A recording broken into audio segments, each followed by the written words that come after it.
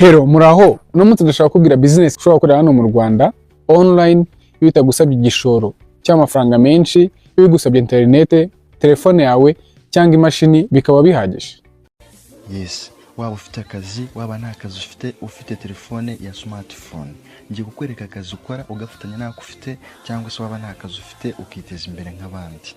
Ubu wirirwa TikTok, wirirwa YouTube, ukirirwa Instagram, ureba ama videos y'abandi kandi bitakwinjiriza udahembwa. Aha ngiye kukwereka company ukorera guhera nonaha kandi ukiteza imbere ikaguhemba buri munsi uko wayamamarije. Iyi company yitwa M-Pesa. Icyiciro cyayo gikuru kiri muri Kenya. Ifite amashami mu Rwanda, ifite amashami hirya no hino muri Afrika, ariko icyiciro gikuru kiri muri Kenya. Ni ukuvuga ngo iyi company ikora gute rero? Iri gucururiza online, ibikorwa byayo byose iri kubikorera online. Yagiye ikorera mu website icururizamo. Ikora gute? Iyi ni platform cyangwa se ni website yakozwe n'abanyakenya bayita Pesa Empire. Iyi platform uri kwinjiramo ugafunguramo account yawe ku mafaranga 5500.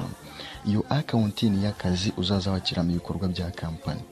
Iyo umaze kuyifungura iyo account uje mu banyamuryango muri group bahita baguha amafaranga 17500 ya bonus y'ikaze yemerewe buri munyamuryango wese winjiye mushyashya.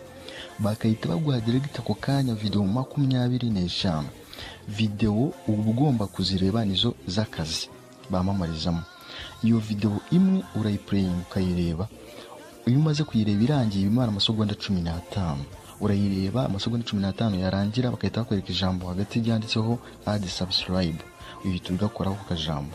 Iyo ugakozeho amafaranga 1175 mu manyarwanda ahita aza kuri mobile money yawe, kuri ya nomero yawe bakoresheje wiyandikishije.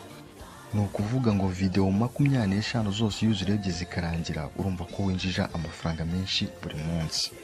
So nimba uri tayari witeguye nonaha ufite amafaranga 5500 byo kwita ufungura account yawe y'akazi, ninjye mu agent mukuru umbwira ngo ufashe wiyandikishe ubundi nawe utangira akazi uze mu bandi